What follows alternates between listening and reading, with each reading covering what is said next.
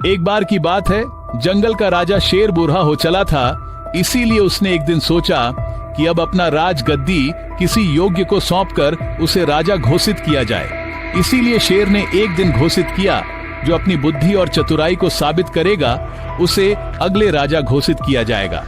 राजा बनने के लिए सब इच्छुक थे। सब जानवर अपनी अपनी खूबी बढ़ा चढ़ाकर बयां कर रहा था। जंगल के राजा शेर भी छुपकर सब गतिविधि को ध्यान से देख रहा था, ताकि योग्य को अगली कमान सौंप जाए।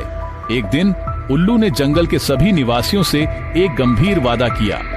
मेरे साथी प्राणियों, उल्लू ने गंभीरता से कहा, यदि आप मुझे अपना राजा चुनते हैं तो मैं आप में से हर एक को नुकसान से बचाने का वादा करता हूं। मेरी सतर्क निगाहों के नीचे कोई भी जानवर भूखा नहीं रहेगा और किसी को कोई नुकसान नहीं पहुंचेगा। जो हमारे जंगल के घर में शरण लेते हैं, अपनी तीक्ष्ण बुद्धि और अपनी गर्दन को 360 डिग्री धुआं की अंतर्दृष्टि से सबका रक्षा करूंगा। उल्लू की बात का मुर्गे ने विरोध किया और कहा, जो देखने से क्रोधी प्रकृति का है और जिसकी एक दृष्टि घनघोर अंधकार जैसे डरावना है, जो सिर्फ रात में ठीक से देख सकता है, दिन में तो अंधे की तरह होता है। मुर्गे के इस विरोध को उल्लू सहन न कर सका और उसी समय वह उसे मारने के लिए झपटा और उसके पीछे पीछे भागने लगा।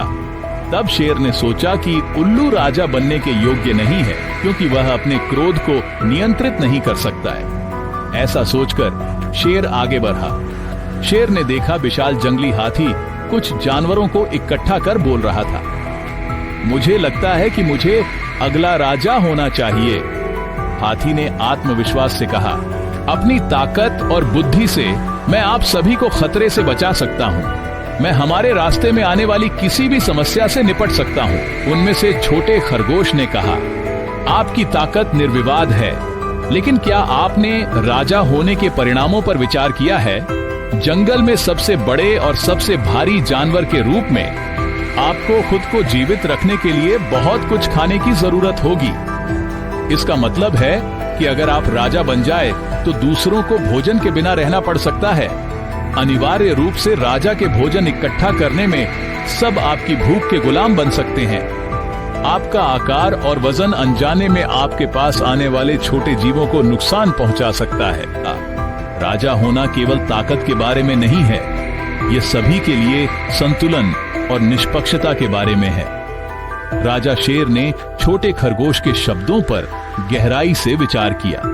उन्होंने महसूस किया कि एक अच्छा राजा होने का मतलब जंगल के हर जानवर की जरूरतों और भावनाओं पर विचार करना है, न कि केवल अपनी क्षमताओं पर। कुछ आगे जाते ही शेर ऐसी जगह पर पहुंचे जिसके निकट क्षेत्र में कहीं भी पानी नहीं था। नई जगह में प्यास से व्याकुल नन्हे बंदर के बच्चे तड़प रहा था। कुछ ही समय के बाद उन लोगों ने एक जलाशय ढूंढ निकाला। प्यासे बंदरों की जलाशय में कूदकर अपनी प्यास बुझाने की आतुरता था, लेकिन बंदर के मुखिया ने उन्हें रुकने की चेतावनी दी, क्योंकि वे उस नए स्थान से अनभिज्ञ था।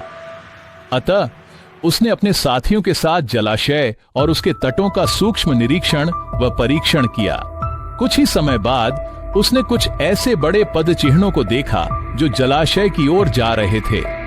बुद्धिमान वानर ने तत्काल ही यह निष्कर्ष निकाला कि उस जलाशय में निश्चय ही किसी खतरनाक दैत्य जैसे प्राणी का वास है।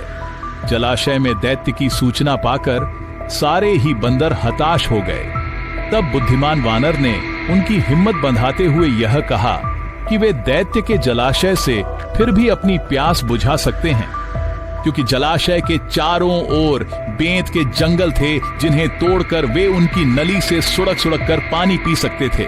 सारे बंदरों ने ऐसा ही किया और अपनी प्यास बुझा ली। जलाशय में असल में बड़े मगरमच्छ रहते थे। जो पानी पीने जलाशय में जाता था, उसे वह खींचकर पानी में ले जाता था और उसका शिकार करते थे। जो भी जानवर उस तालाब में पानी पीने जाते थे, वो वापस नहीं आते थे। चतुर बंदर की चतुराई से बंदरों का कुछ भी नहीं बिगाड़ सका। प्यास बुझाकर सारे बंदर फिर से अपने वन को लौट गए। यह सब देखकर शेर बहुत प्रभावित हुआ। उन्हें लगा कि उसे अगले उत्तराधिकारी मिल गया था, जो चतुर भी है और मुश्किल से लड़कर आगे बढ़ने की क्षमता भी है। शेर ने चतुर बंदर को ही अगले राजा के रूप में घोषित किया। इस तरह चतुर बंदर की राजशाही में जंगल फिर से सुख शांतिपूर्वक आगे बढ़ा।